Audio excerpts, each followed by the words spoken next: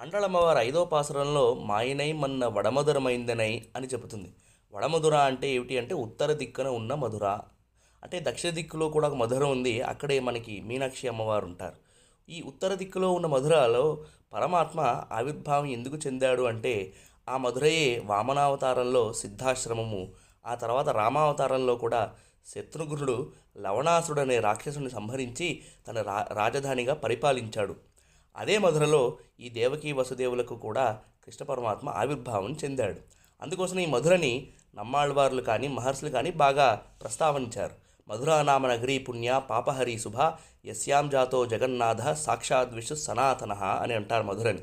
అంటే ఈ మధురను నగరం ఎటువంటి నగరము అంటే మనకి పాపములన్నీ తొలగించి పరమాత్మని చేరడానికి ఎంతో దగ్గరగా తోడ్పడుతుంది అని చెప్పి ఆళ్వార్లందరూ కూడా ఈ మధురా నగరాన్ని కొనియాడారు. హరే కృష్ణ.